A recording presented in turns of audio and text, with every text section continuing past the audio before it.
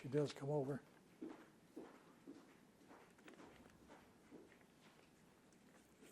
As soon as she comes back and sits down, then we'll be ready to go. Okay.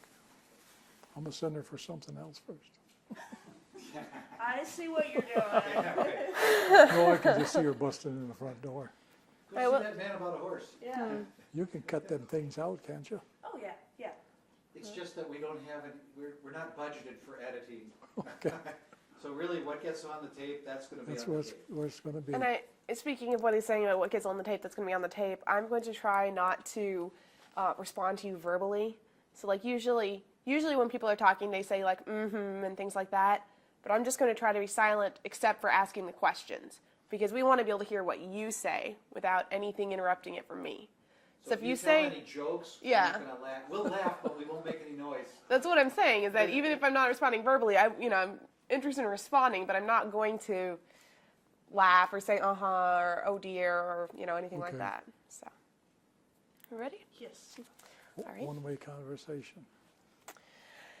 My name is Rachel Fulton, and it is 2 o'clock on Wednesday, July 30th. I'm in Crown Point, Indiana, interviewing Donald Giffin for the Cantigny Oral History Project. Mr. Giffin, can you tell me why you entered the service? Pardon me? Why did you enter the service? Well, I didn't have anything else to do, and I just wanted to join the service. What had you been doing during World War II before? During World War II, I was in school, and then I got a job as a shoemaker, repairing shoes and making shoes, and I joined the Army from there. How old were you when you joined the Army? I was 19. Had anybody you knew been in World War II? I had a cousin in the service, is all I can remember of. Now, at the time when you joined, the Berlin airlift was going on. Did you know about that? Pardon me? The Berlin airlift? Yes, I was in the service in Germany when the Berlin airlift was going on. When you joined, though, was there already the feeling that there was some sort of a conflict going on with the Soviet Union? Yes, we sure had. At one time, we was loaded on planes. We went to an airstrip for several weeks and learned how to tie tanks and trucks and jeeps and airplanes. And for May Day, the West Berlins were going to run us out of Berlin altogether, and we was on planes ready for that, but it never come off. They called it off. Did the knowledge that there could be actual conflict affect your decision to join at all? No. How did your parents feel about you joining the military? I never asked them. I really don't know if they were for it or against it. They never expressed themselves either way. I'm sure they wasn't as scared at the time because there was no conflicts going on. That occurred later with Korea. So what are perhaps your what memories of World War II? Should I stop? Yeah.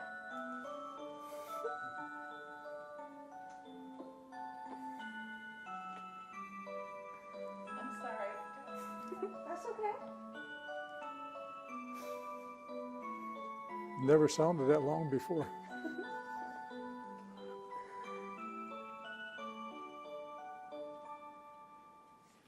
Go ahead. Do you have any memories of World War II that may have affected your decision to join the service? No, I don't think so. I think if I would have been older, I would have joined the service to fight in World War II. But I was too young to really think about it too much. Can you tell me about basic training? I did basic training in Fort Knox, Kentucky. Most of the people are from Indiana, Illinois, and the central area around Kentucky. I think we had 8 weeks of basic. And then we were all shipped out. We went to New York, and most of us went to Germany. Did you have any specialized training? Just infantry. What all were you trained in basic training? Basic training was just basically infantry training, fighting, rifles. We fired all kind of weapons, hand weapons, small weapons. we were shown the 50 millimeter recoilless rifles, but we didn't get a chance to shoot them. They just demonstrated them. What was an average day during basic training like? I can't say that word, but it was bad. That was the first time anybody ever disciplined us like that. We had to do what we was told. We had to work hard, whether we could do it or not, but they made men out of us. I remember the shots, the tetanus shots, we couldn't hardly bend our arms the next day, and so we had to do physical training the next day to get I guess that works the pain out of your arms. And it was pretty rough.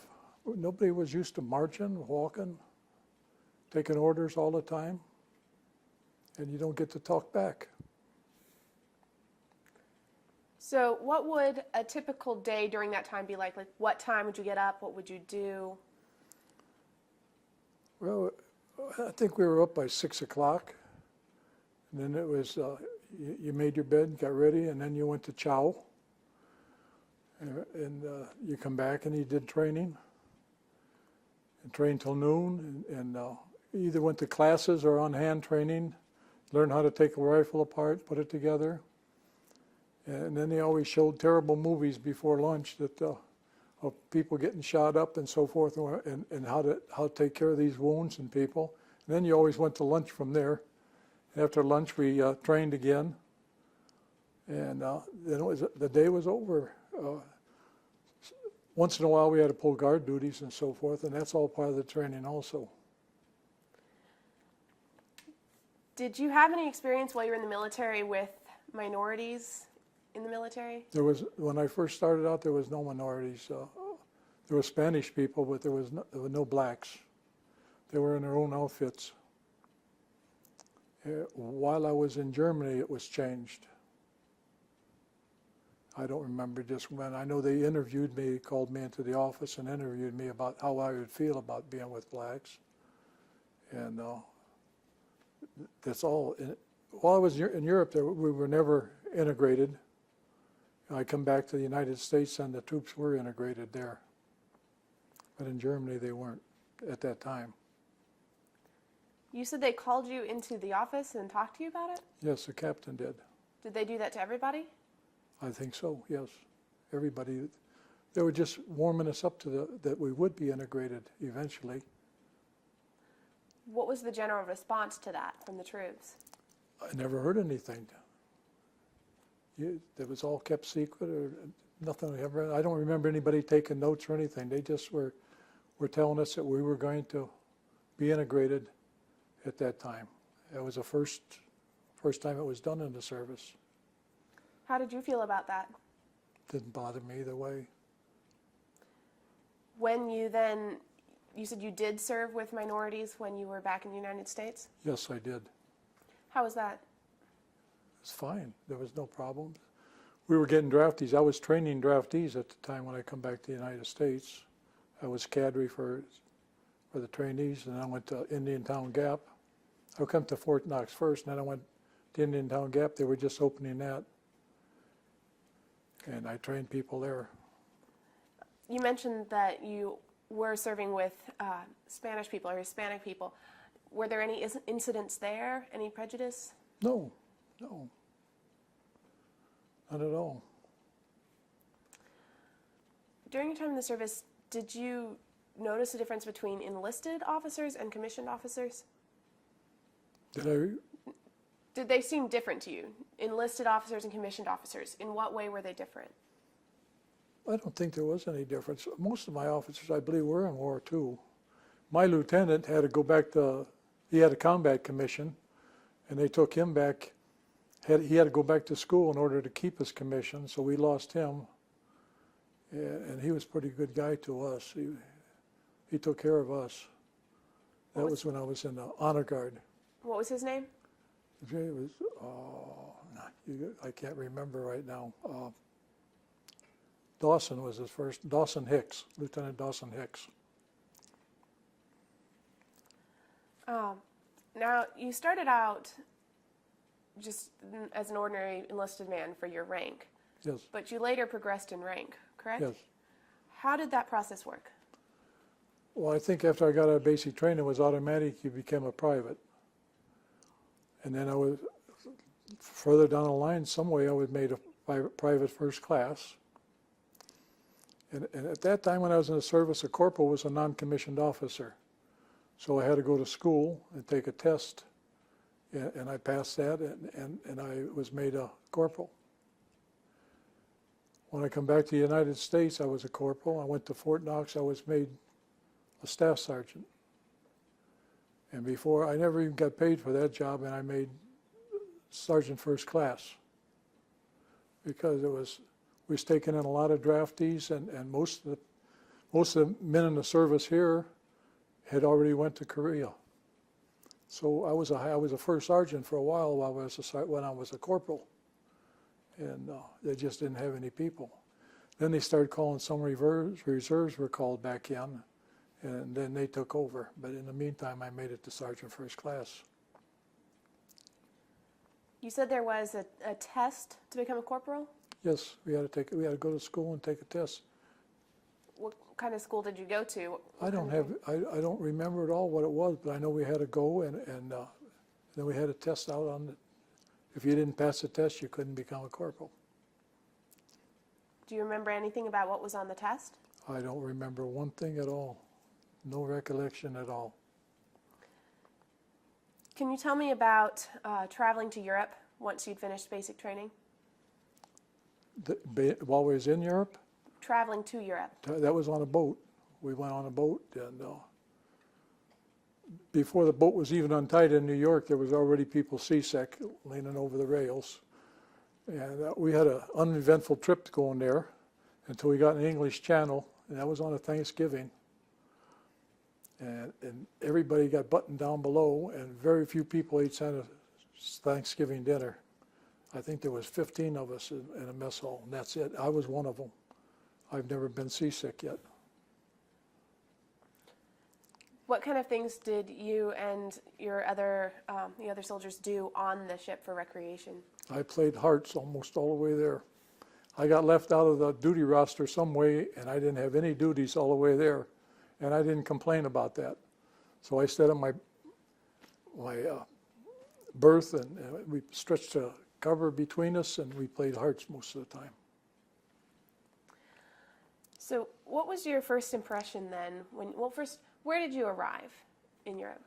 Well, it's just after Thanksgiving sometime, 'cause that's the only way I can relate is Thanksgiving we spent in the English Channel. We arrived in Bremerhaven, and they put us right on the train and sent us to Mannheim, Germany. And it was all scary, it was all foreign, but it was at night when we went to Mannheim. I spent 2-3 months in Mannheim, and they transferred the whole unit to Aschaffenburg. And I stayed in Aschaffenburg the rest of the time I was there. What were your first impressions then of Europe once it was daylight?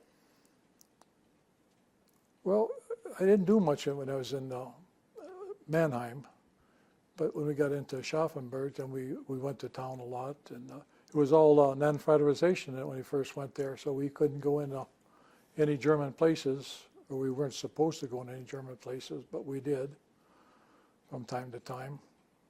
But someone was always watching for the MPs then. The MPs, along with the German policemen, checked passes and Kent cards from the Germans. But if we was in a tavern, we all just ran in the women's restroom and hid there because there was no women in the service at the time. So that's where we hid. And then when it was all clear, we come back out and had a good time again. So in general then, how did you view the German civilians? The Germans were okay. We didn't have any trouble with that. They were scared of us, really. And they didn't have much housing. The good old Air Force took all their housing away, so 4 or 5 families would live in each house. They have a common restroom, and everybody had to live in the one house. There was no place to live. All the Germans, every German man carried a briefcase, and I don't know what was in the briefcase. And they all rode most of them rode bicycles. And they all obeyed the the traffic laws too, with the bicycle, just like a car. Why was it that they didn't have housing? Pardon me? Who did you say took their housing? The Air Force, they bombed them out. During World War II, they took all the housing away. So did you still see rubble and debris? No. What was the general state? Could you still tell that there'd just been a war? Pardon me? What was the general state of the countryside? It wasn't very good. They were pretty much in a depression. They didn't have any money. We sold things out of the PX to them. And chocolate, coffee, that's only two things, and cigarettes. The cigarettes I smoked, so I didn't sell many cigarettes. But them people were very poor. They didn't have it. There was no work. Did you see evidence of Reconstruction going on at all? No. During the time that you were there, over those 2 years, did conditions seem to improve for the civilians? Well, I think they were about the same for the period I was there. I don't think they changed a lot, except when non-fraternization stopped and we could patronize German places, businesses, bakeries, taverns, and so forth.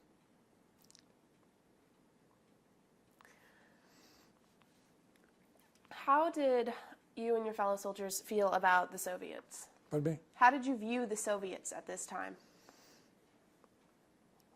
Well, we didn't have anything to do with the Soviets. We didn't. That was strictly a Berlin issue, and the Berlin blockade was going on, and that was fabulous. The airplanes. I don't think there was ever a crash in the whole deal. No one was ever killed, and they took off a plane about every minute and a half, and landed one. But we didn't have anything to do with Germans at all. We didn't see any foreign armed forces at all while I was in Germany. We had the American zone, and there was a French zone, and there was a Russian zone, and you had to stay in your own zone. You had to get special permission to get out of the zone. Were the zones at some point united? I Were they united at some point, the zones? don't think so. Not while I was there. What was the general impression that you and your fellow soldiers had of the Soviets? Though you didn't have any contact with them, how did you generally feel about them? I suppose we all disliked them because of the Berlin airlift, and they were more or less of our enemy. Now, they had just been our allies in a major war. Did it seem odd to you at the time that they went from being allies to enemies so quickly? Yes, it does. It's still today, it still does. But we didn't get along.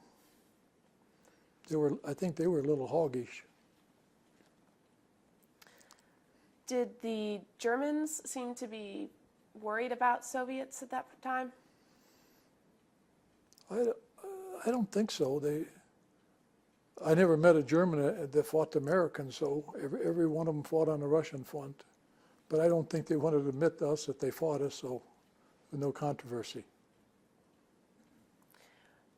Now, at this time, part of the reason you were stationed there, especially as the Cold War went on, was to make sure that there was not a Soviet takeover of the rest of Europe, correct? I'm sure that was it, but we're still there. Right. So did the Germans fear a Soviet takeover? The Germans hated the Russians, as far as they told us. I don't think they liked us too well either, but we took their country, but they wouldn't admit that to us. What was the general impression of our allies? You said you didn't have contact with them, but was there generally positive feeling about them? Well, there was the French and the English, and they're both were good allies. I think the Russians is the only one we mistrusted. Can you tell me more about the Berlin airlift, what you knew of it while you were there? I just know that they flew an awful lot of airplanes. They flew coal for heat and flew all the food into them, and it was without incident.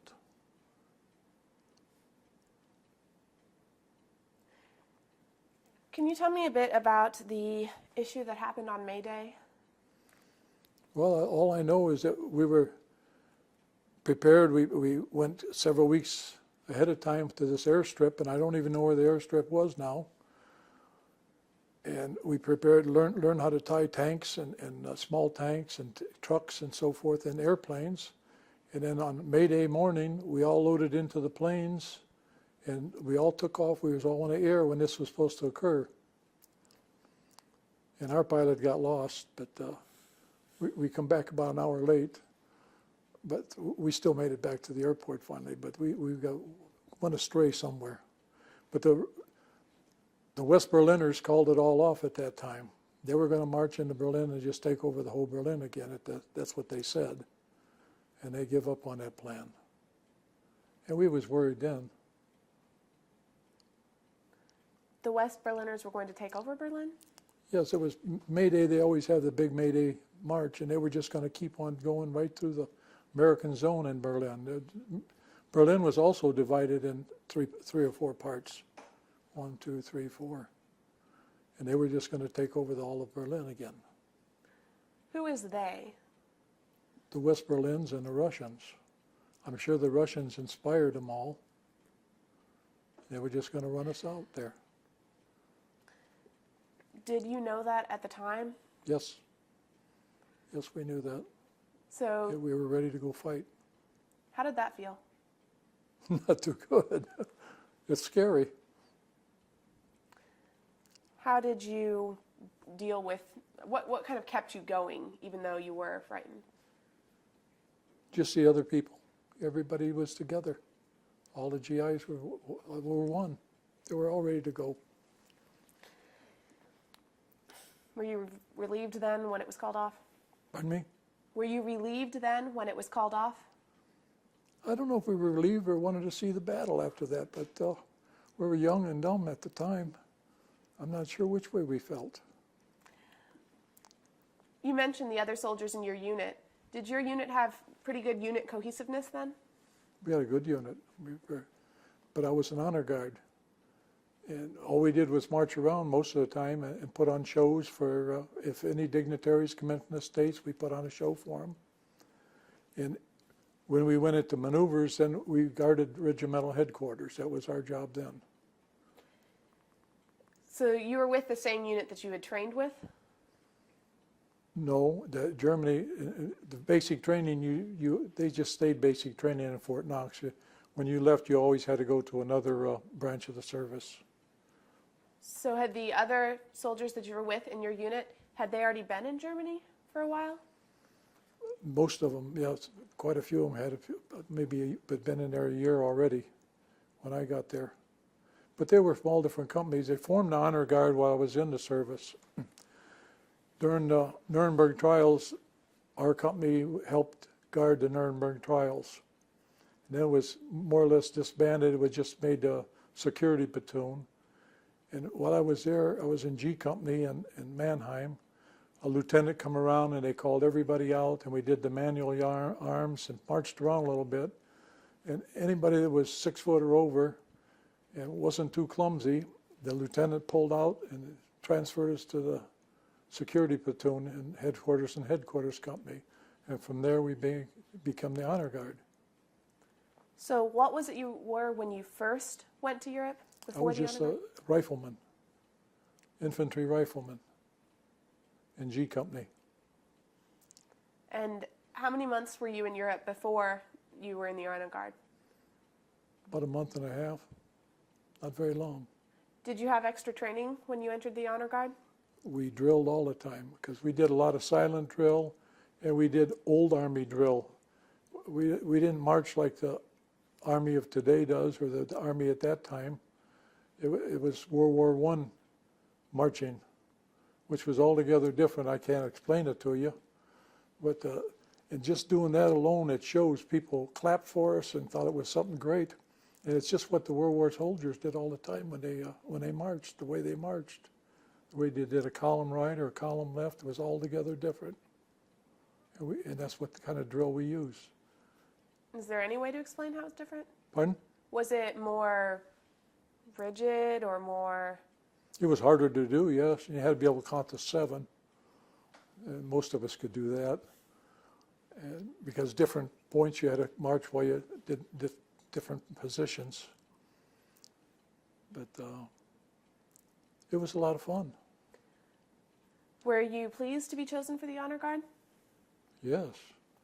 I got out of charging mountains with guns and so forth. We didn't do any of that. And when the infantry put on a big show for somebody to come over from the States, we didn't participate in that. And then after they were done, we did a little march, did a little parade for these people, and we got 4 to 7 days furlough for that. And the guys that did the real hard work with the guns and machine guns and so forth, they got to go clean up their equipment. So yes, I was babied. Were the other soldiers at all jealous of the honor guard? No, I don't think so, but they probably were to some extent. I don't remember making fun of us, but every one of us was 6 foot or over. So we were pretty good size, and they didn't mess. We didn't have any trouble with anybody really. So were the fellow soldiers in your honor guard generally younger like yourself, or had some of them seen service in World War II? Someone had been in the service quite a while, yes, and they were in World War II, yes. And when I was made corporal, I felt very strange when I had to tell older people than me what to do. That's real odd the first time around, but I got used to that after a while. Did the soldiers who had been in World War II swap stories or anything like that? Not a lot, somewhat, but not a real lot. I remember one man that was a tank. He was a tanker. He worked in a tanker, and they'd run over their own man one night. I guess there was a hatch in the bottom of the tank. They get it out, and they thought this guy had left, and they thought it was the enemy trying to get in the tank, and they twirled the tank on top of him and killed him. And then they were. That's the worst I heard. They shot people with 75 millimeter cannons after that. They were so angry at themselves. But there wasn't a lot of stories. I just had a few people that were in World War II was in our outfit. The officers, I think, were all in World War II. Did the younger soldiers like yourself generally have a lot of respect for the soldiers who'd been in World War II? No, I think we're all the same. We like to hear their stories if they had stories, but there wasn't anything different, no. So tell me what would happen then when a important person would come to visit. What exactly was it you would do? What kind of show? We just put on a marching show for them. We wore the chrome helmets, white scarves, white gloves, white shoelaces, and all spit and polish. And we had a lot of different things we did on the field, depending on what the size was. We did football games also. Or we had a baseball team, but we didn't do anything for baseball. But no special shows. We went and practiced on the grounds maybe a week before the person was supposed to come in, where he was going to be. And then we put on the show. We usually went out without any incidents. I was only able to watch one show all the time I was there. I was always in the show. And I had some teeth pulled and I couldn't perform one time. And I got to sit in the bleachers at a football game and watch the team, and it was really great. I was proud to be in the outfit then. We really looked good. So what would you do at a football game? We put on a show at the halftime. Did the marching around the field and different commands, a lot of silent commands. Pass your rifle on to somebody else or throw your rifle to someone else, and back and forth and so forth like that. Whose teams were in these football games? The Army, different divisions and different regiments. We had 16th, the 26th, and the 18th, I believe. And we played in division artillery. And they played intramural with each other. Did you ever put on shows for anything that was civilian-oriented? It would have to be congressmen of some sort coming over there, but I don't remember any specifically being named, no. I remember Omar Bradley when it being there, and that's the only one I remember.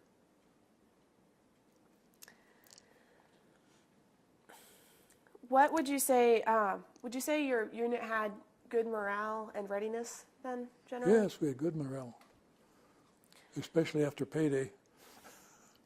But then payday wore off, then we did calisthenics instead. We challenged each other in doing push-ups or some sort of calisthenic because we all ran out of money right away. We made $50 a month then, What would you be doing with calisthenics? challenging the other. See how many push-ups you could do against your buddy or so forth. We didn't have any place to go. We had a pool table downstairs. What is precision close order drill? That's what we did, precision That's close what order. that's called. Well, it was just different. I can't explain it because we use old Army drill, where new Army, one column is just, I think, 9 men long, 8 men in a column, where in the old term we used 2 rows of 4 for each platoon. You mentioned your uniforms. Can you tell us a little bit more about them? Well, in Europe, we wore the OD uniforms, Eisenhower jackets, all year round, summer and winter, no matter how hot it was. And the honor guard, we had a special white fourrure that we wore on our arm, plus we had a unit fourrure the 18th always wore. And it was pretty hot in the summer, very hot. We couldn't even go just with a shirt outside the camp. We had to be in full uniform all the time. And the honor guard, you mentioned special helmets and such. Well, we like didn't that. wear the helmet. We just wore a regular service cap to town. But we wore a steel helmet when we did shows. Yes, a chrome-plated steel helmet. What else did you wear for shows? We had a white pistol belt with a bunch of brass buttons in it, white shoelaces, and white gloves, a white scarf, and that's all I can remember. Did you carry a rifle? Yes, we carried 1903 03 rifles, bolt action. I think they were used at the first of the war, but there were World War I weapons. And the Grand M1 was just a little bit heavy for us. You couldn't throw it around and mess with it as much as you could with the 03. And the rifles were also chrome-plated. Now, you mentioned something about a special badge. I was doodling one day in the barracks, and I'd drawn up a little patch to go over the M1, over the big red 1 patch. And it was just about ½ inch wide, and it said Honor Guard. And on one side it said 18th, and on the other side it said Infantry, INF. And then there was two tails on that.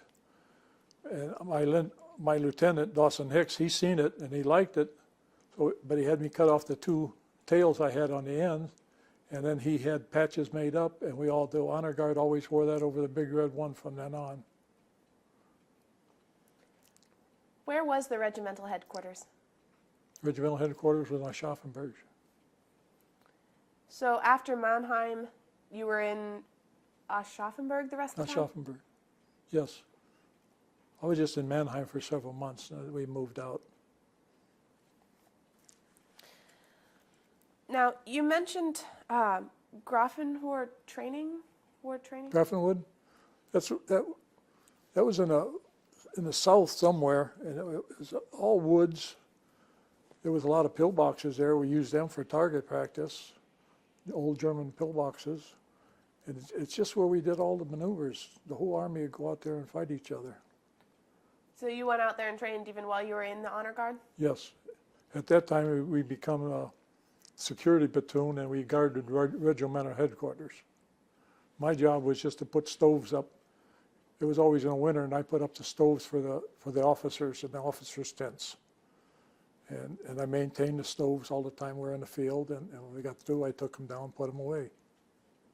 That was my job. Another job I just lucked into. I was very lucky in the service. I was in the right place at the right time all the time. And so I had one of the easier jobs.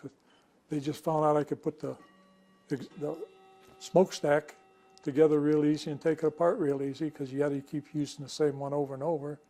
And so I was put on that job for good. So what exactly would the drilling there be like, the practice? The drilling? Nothing special. We had outposts all the time. to guard the regimental headquarters, and that's what that was the security platoon did. To be, I don't know how many people at a time guarding it in the war games. What were the other soldiers doing then, the war games? They take their rifles and their machine guns, and they would have mock wars. We had mock wars there, and we'd be out on the road, and left there for road guards. The security guard again would provide the road guides. We'd guide the places where to go, our troops, and some of them would end up getting captured and so forth. They'd always capture the chow trucks first, though. I suppose they do that in real wars too, I don't know. Did you have different sort of accommodations when you were there? Yes, we lived in tents. In Graffmore, when we just, in there as a garrison, we had wooden wall tents. They held a squad, each one held 8 men. But otherwise we had a pup tent just like any other time. Put your little pup tent up with a buddy, because you only got half a tent, you had to have a buddy for the other half. He had half the tent poles and you had half the tent poles and so forth. But then we had to live in tent. When we was out on maneuvers in south, then we had to live on the ground. How long would you be there? I don't recall, but it'd be several weeks at a time. We'd have the red and the blue. Did yourself and other soldiers generally look forward to going there and drilling? No, not at all. That was drudgery. It wasn't too good. Ours, we probably had it the easiest. Again, we just guarded the regimental headquarters, so we stuck quite close to the people who were too far forward to wear a tie and too far back to wear a helmet. It's about. Do you feel that this training generally improved morale at all? Oh, we learned what to do, sure. In the time of combat, that's what we would have done the same thing.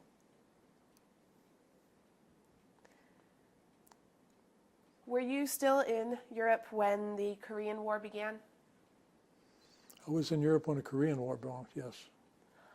Did you and the other soldiers feel like it was a good thing that you were safe in Europe instead of off actually fighting in Korea? Not at that time. I don't believe we were glad. It just happened. Afterwards, I'm glad. I'm still here, but I would have went. Yes, no problem. Was there ever a feeling that maybe you would be sent to Korea? Not until they put an extra. I was on my way back from Germany. I'd signed up for 2 years, and while I was on a boat coming back to be discharged, they stuck another year on us. And then I thought, yes, I'll probably go to Korea. But instead I went to Fort Knox. And there I started training people that were drafted, training them to go to Korea. Now, in addition to being in the Big Red One, you were in several other divisions as well. How do you see any difference between the divisions? Well, the Big Red One was, to me, will always be the best one, the greatest one, yes. But I'm sure it's not any different than the other ones. But that was the one I spent most of my time in, and all my friends were there. Yes, it was great. What kind of things do you feel like made the Big Red One best? Pardon me? Is there anything that you feel like helped to make the Big Red One the best for you? No, I just think it's pride, personal pride.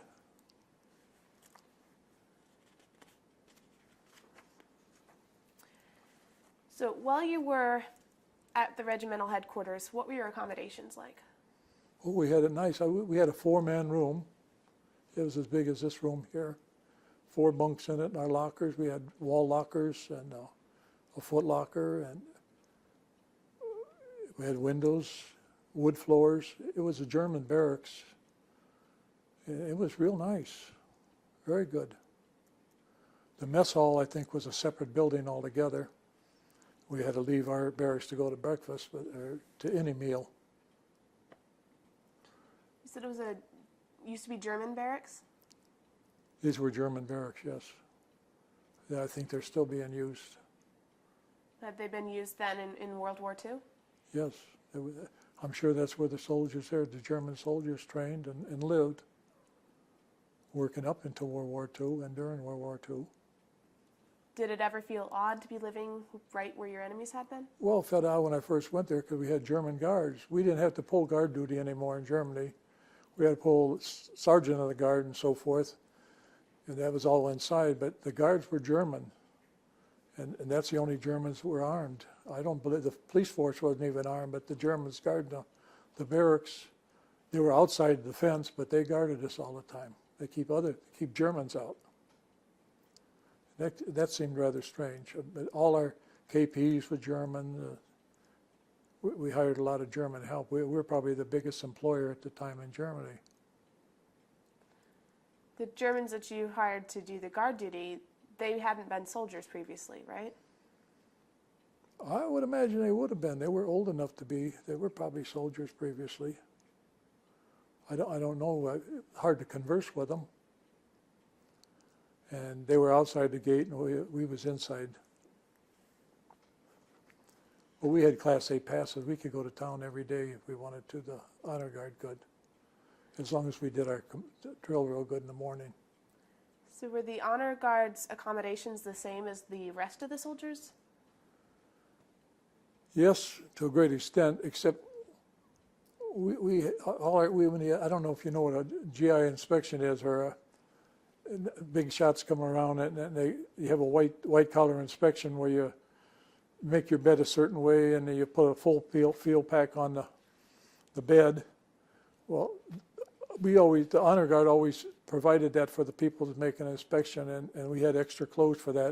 And at that time you couldn't have extra clothes in the Army, you just had what they issued.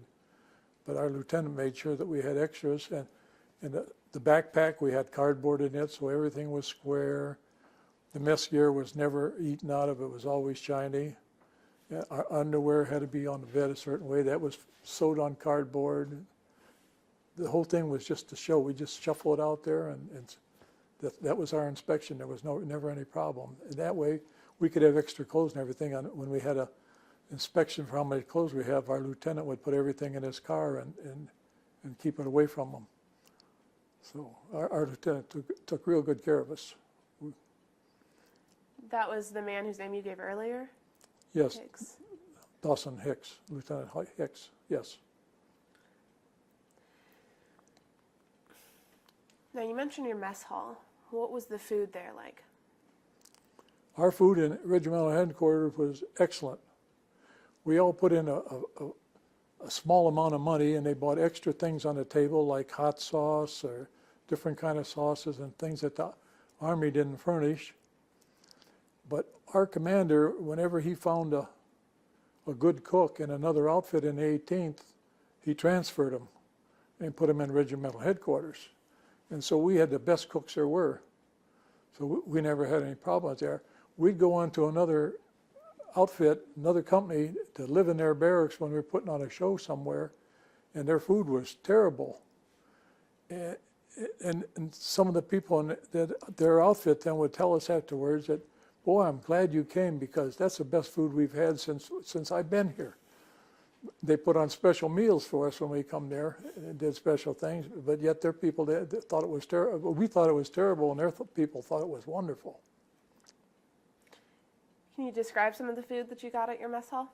Pardon? Can you describe some of the food that you got at your mess hall? Probably not. On Sunday morning, you could have fried eggs because Sunday morning, hardly anybody wanted to get up. That was the day we could sleep in, and there's no reveille and no taps, nothing. So there wasn't many people went to breakfast. That's why they had fried eggs and bacon. But the other meals were good. You just had mashed potatoes. We had steaks. We had pork chops. We had the same thing you would have at home. Cakes, desserts. Now, originally, when the Americans began to occupy Germany, it was just the soldiers. But at some point, when they realized they would be there for a long time, they allowed soldiers to bring their families. Were you there when they started allowing people to bring their Yes, families? they were there. You had to be a a staff sergeant, for an enlisted man, you had to be a staff sergeant or more, and then all the officers could have their wives or families there. And I don't recall where they lived. I think the non-commissioned officers just got rentals someplace in town, and they could also have their car there too. The staff sergeant on up. So was there a school for the American children? There had to be schools. My neighbor here, he taught school overseas. I know several people that taught schools over there. I never seen a school. There was only one married person, I believe, in our platoon, and he didn't have any children, so I wouldn't know about a school.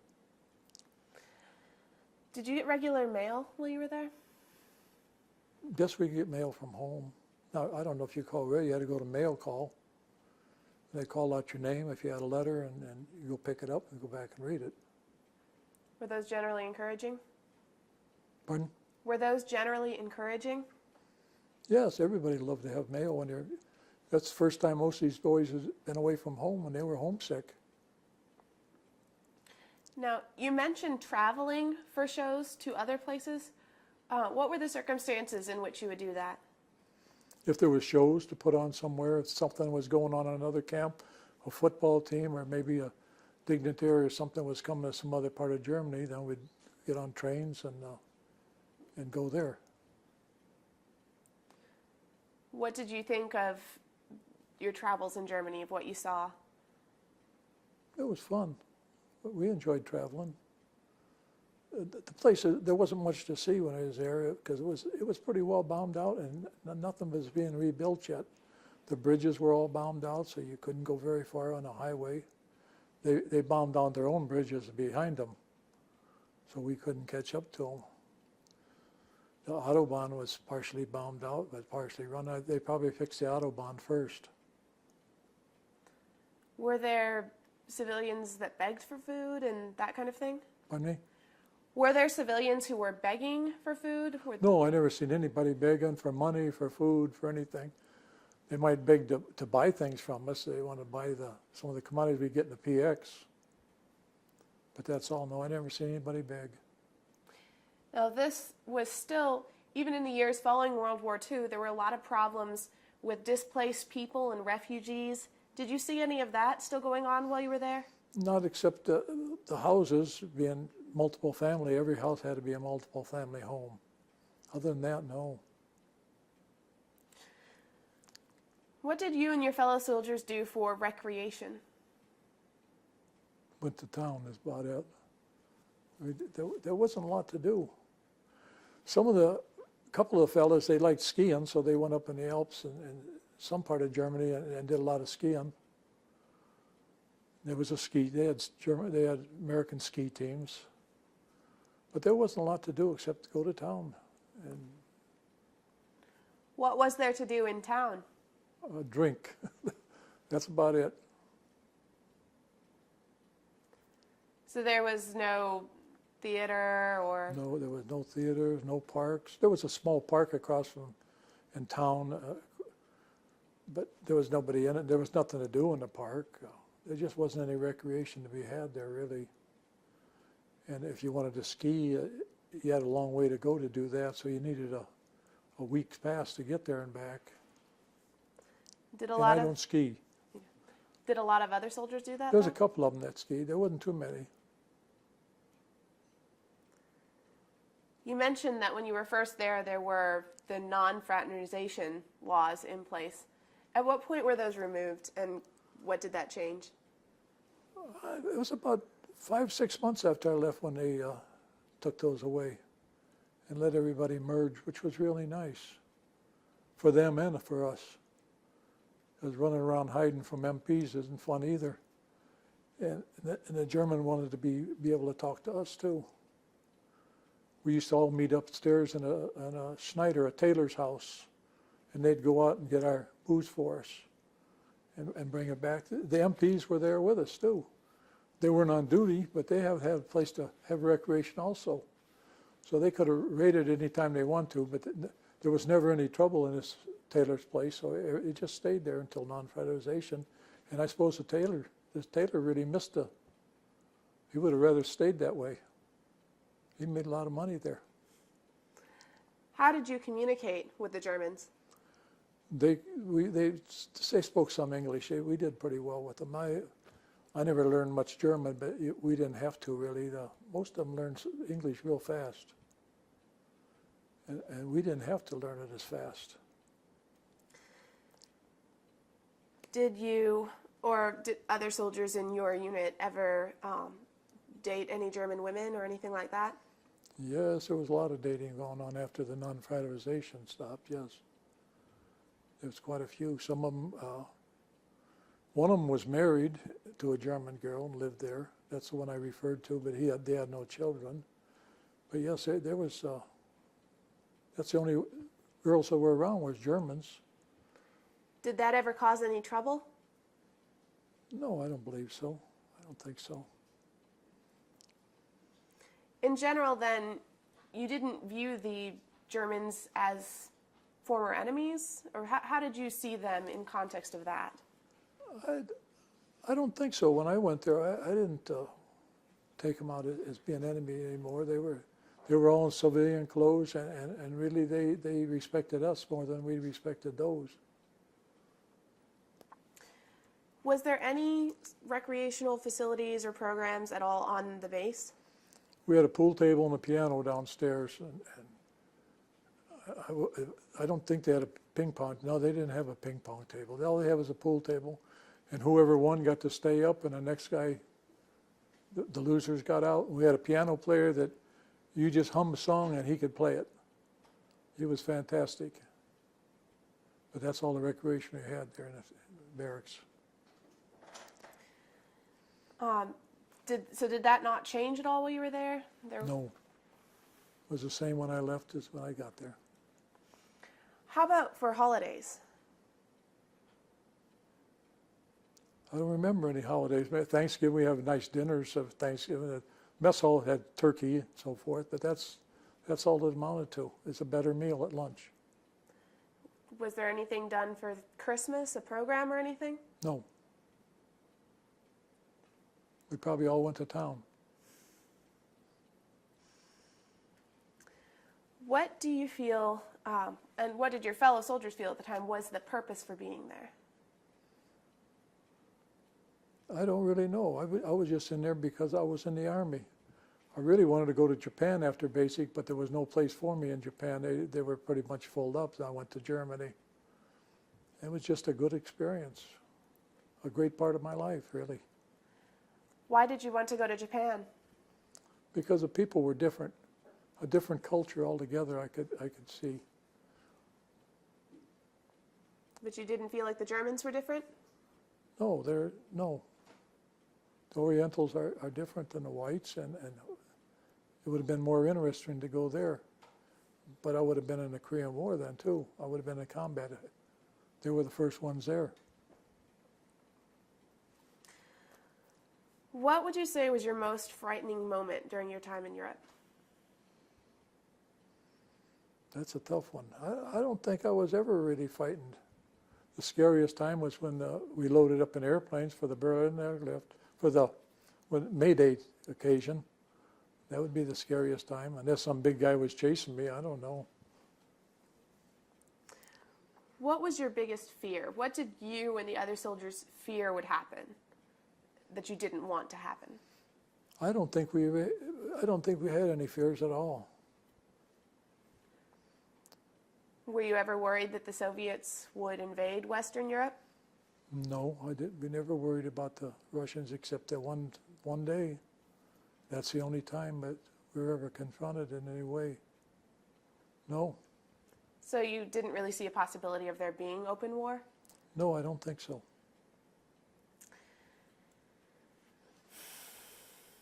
What would you say was your greatest motivation for being there and doing what you did? I know you mentioned comradeship with other soldiers at one point. That would be, well, I really can't say. It was just nice to be in the service with the people. I kept a couple of good friends for a long time since then. It was just a different experience, a different way of life.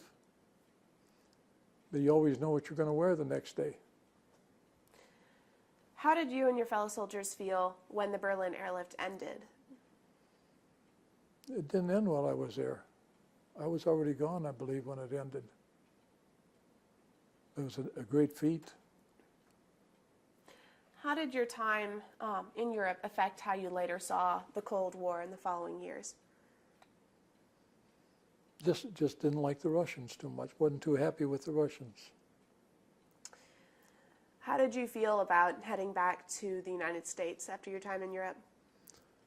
Well, I think every soldier really likes the day he's going to get out of the service, but then I didn't get out. I come back here and they lost my records in Fort Knox, or I would have went to Korea again. And for a month, they didn't even know I was there. They didn't know what to do with me because I had no records. And they finally found my records, and then they put me to work. They lost your records? Yes.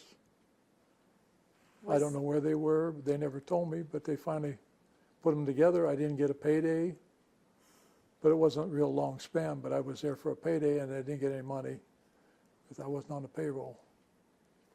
You said you would have been sent to Korea if they'd had your records? Probably so. I think that's why I was just always suspicious that my records went and they forgot to send me with them. So what did you do then once you were in the States? Well, because I didn't have any money and I couldn't do anything, I went and helped. We had a repel there. That's where all the draftees come in, and they feed them and they give them their clothes. Well, the mess hall always yanked one guy out and give him a counter. He had to count all the people that come in to eat as they came in. And I just told him, I don't have anything to do. I want to count these people all the time. So they gave me that job to count them during the day. And after a while, I got bored with that, and I started helping them cook. But then they found my records, and then I got a job. But I had a lot of fun doing that, too. I even learned to cook a little bit. So what was your job then? Pardon? What job did they give you? I went training draftees. They were drafting, and I was a cadre for draftees. I was a platoon leader, and just had to work with those people. I ended up being pretty much a physical ed teacher, do all the calisthenics. So were you sort of like a drill sergeant in a way? Yes, yes. How did you enjoy that? Well, I've had all the training before. I knew everything. We had to give classes in an auditorium, but you studied for that. They told you what your class was going to be, and you just studied up on it, and you give a class. And the other things I knew. I've been through all them many times. Now you said these draftees were on their way to Korea? Most of them. I even took a couple of train loads to California. But I came back and they kept going. I come back to Fort Knox. And I did that 2 or 3 times. The clerk knew I was from Chicago area, and we always met in Chicago at the train station, Grand Central Station, or whatever it's called there. And then we took this troop train to California, and I was a lieutenant's escort. I carried his suitcase on and off, and that's about all I did. But we made sure they got there. We had to stop on the way there and give calisthenics quite a couple times, get everybody stretched out. And then there was no place to stay in California because all the families were there, and you couldn't get a hotel room any place. And so I'd come back to Chicago again and go visit my parents, and then back to Fort Knox. How did these recruits seem to feel about being sent out to Korea? Well, it'd be scary. You just can't imagine what it's going to be like. I don't think anybody can imagine what it's going to be like out there fighting, getting shot at. Pretty bad, I know. I envy those that did do it, come back alive. Did you develop any friendships or good relationships with those that you were training? Not in basic training, no. No, I didn't. We just trained them for 7, 8 weeks. I don't remember which, and they were gone. The other people with me even changed quite a bit. And I wasn't there too awfully long, and then I transferred to Indiantown Gap, Pennsylvania. And I did the same thing there. But they just opened it up, and they needed people to go there and help them start up. So did you get out of the service then when your extra year ended? No, it was a year and a day. When I went to get my discharge, the sergeant that was there told me, he says, "You don't want to discharge today." And I thought, well, here comes a re-up speech, and I wanted out. And I asked him, why don't I want out today? He says, well, you have 3 years, and for 3 years and under, you have to go to 6 years reserves, 4 inactive and 2 active. And if you come back tomorrow, it's 3 years and a day, and you won't have any reserve service. So I told him goodbye, and I left, and I come back the next day and got my discharge. So I never had any reserve time. Why did you want out at the time? Well, there was a war going on, and I really didn't want to be in it then, and I just wanted to get back in civilian life. And I had a girlfriend, who's now my wife. Where did you meet her? She lived next door. Next door to your parents? Yes. So, but she was a little young at the time when I went to the service. She was 4 years younger than me, so that made her a little baby yet. But she grew up while I was gone too. So what did you do when you got out? I worked at Standard Oil for about 5 or 6 years. They had a big fire, and that burned a lot of the place out, and they had to lay off a lot of workers, and I was one of those. And then I went to Inland Steel and worked for a while. Various places. I ended up in a steel mill at LTV Steel. I retired from there. What would you say you're most proud of during your time in the service? Being in the Honor Guard. Being in the Honor Guard was the proudest time being there, yes. We pretty much covered all of the questions I have. Is there anything else that you would like to add that I haven't asked about? I think you pretty well covered everything. I can't remember anything. I don't remember anything to ask, so to say. No.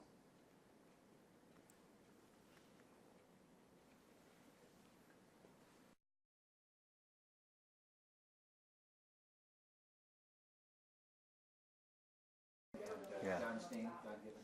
Yeah. And we'll splice this on as a continuous interview, but it'd be nice for the transcript to have that differentiated. Right, Okay. right.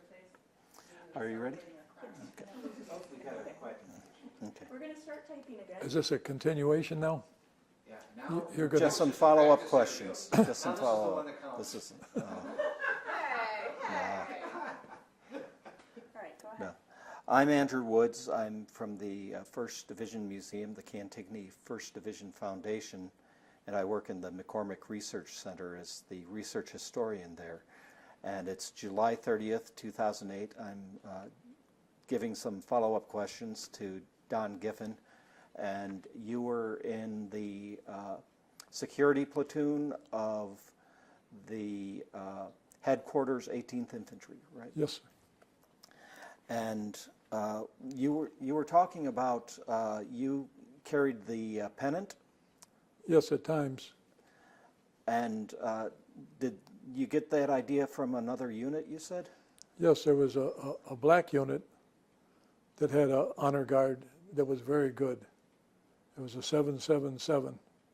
Easy numbers to remember. They were very good. And they used a pennant all the time in their drill.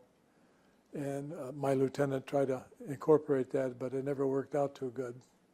I don't know if I wasn't good enough. He had a choice of a lot of other people, but I'm the only one that ever carried the pennant while I was there. And this black honor guard, were they uniformed like you were? Yes, they were the same thing. Ike jacket and white gloves? Yes, yes, it's basically the same thing. They had the white fourrure. We took that from them, and our lieutenant got us those also. That there was no meaning to it whatsoever, like the French fourrure that we wore, as the 18th had. Yeah, the unit was awarded It was a French unit award, right? and that was I think it was a red and green. It was yellow and green, yes. But was this a black infantry unit? No, I don't think there was any black infantry units at that time. I think it was transportation. I think it was a 777 Quartermaster Corps. And they were still segregated at that time. Yes, they were segregated. All the time I was in Europe, we were segregated.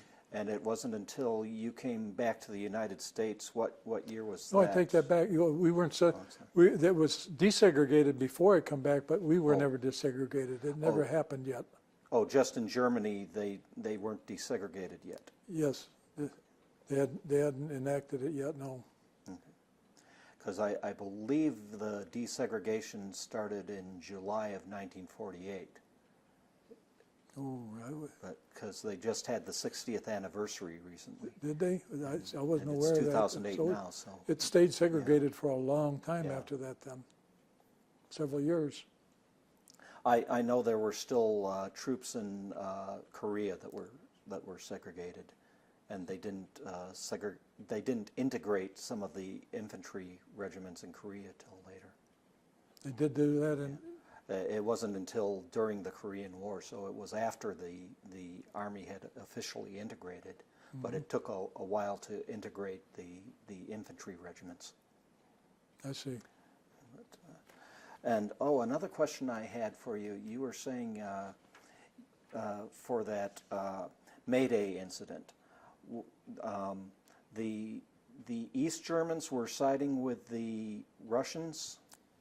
I believe it was West Germans wanted to, not the East Germans. But Even some of the West Berliners were. no, I'm sorry. It is East Berliners. Oh, okay. Yes. East Germany. Yes, I think. Well, they had to get it from them. I don't think they did that on their own. Decided they were going to take over Berlin, make it one zone. And so when you prepared to go into the airplanes, you were saying you were packing up light tanks. What kind of tanks did they have that they could take on airplanes back I couldn't then? tell you. I was in there with a Jeep or a truck. Oh, okay. Small truck. But we learned how to tie them down, and you could get yourself tied in underneath there at the same time. They put some more ropes on them. Yeah. But that was experience tying things down, learning how to tie it down. And I have no idea where they planned to land. I don't know if they knew. Do you think they were going to take you into West Berlin? They would have had to. I don't think we could have done any good from where we were on that side. I had another question about the honor guard patch that you made to go above the Big Red 1 patch. Was that kind of like the Ranger tab is? Yes, very similar to a Ranger pad. It was blue and white, though. Blue background, white lettering. Okay. And that's about all I had. Although when we were off camera, you mentioned you also had a drum and bugle corps with the honor guard? Yes, we had a drum and bugle corps that I completely forgot about. That played the drums and bugles for us when we marched at times. Not all the time. They usually did their own little show, separate from us. We usually didn't have any music to march by. And I just wanted to ask you, do you have any stories about the guys in the pictures with you that you donated to the museum?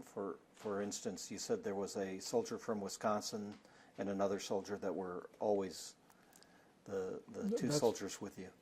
That's all the pictures I have, what you've seen there. And what were their names? And Pardon? What were their names? And can you tell me anything about them? Alan Verrett and George Barnett were both my good friends over in Europe. And George Barnett, I was out of the service for, had to be 4 or 5 years, and I come from Hammond originally, and I was sitting in Griffith in a car waiting for my father-in-law, and here comes George Barnett across the street. And so we become friends again. He lived in Griffith at that time. He moved to Rochester, Indiana later on. But we still went back and forth and visited each other. And Alan Verrett, who I hung out with the most in Germany, he lives in Wisconsin. And we go and visit him once in a while, but not too often. But he'll always be a friend. The first one, George Barnett, he passed away. And he was a prisoner for 3 years in Korea. Oh, so he went on to serve in Korea. He was on a boat in front of me, got out of the service. They stuck a year on him anyway, and all the boys that just got out, he was in that reserve, and he got called back in, and he was only in combat a few weeks, and he got captured for the rest of the war. Do you know what regiment he was in? I don't know what he was in at all. I know he was in the infantry is all I'd know. That's all we really knew was infantry. That's all we were is infantry soldiers, even though I was in the honor guard. But he was taken prisoner by the North Koreans? North Koreans, yes. And would he have been kept in North Korea then until the Yes, war ended? and he was, some little 15-year-old boy guarded him most of the time when he first was there, and they'd tell him, go swim, Joe, and they'd have to go swim in a cold brook, and they'd made some cards out of matchbook covers and so forth. They'd tell him, play cards, Joe, and if they didn't play cards, he shot them. And it's just a little kid. He said he'd kill that guy in a minute if he seen him, that kid on the street somewhere. So you met up with him after the Korean War? After the Korean War, and yes, just by perchance being in the right place. And Alan Verrett, I kept in touch with him some way. I don't remember how, but I kept in touch with him after we got out of the service. I had his address somewhere. And you also had pictures of a soldier named Pancho? Pancho, yeah. Well, all Spanish people in armed forces is Pancho, I guess. And he was a good guy. Yeah, he was one of the group. I think he was there was a Spanish person in the drum and bugle corps also. That's as far as integration was in the service, I think, is Spanish people. Anything else that comes to mind to talk about? I don't think so. I think I've pretty much said everything I can remember. Okay. Well, thanks a lot for My pleasure. talking with me. My pleasure.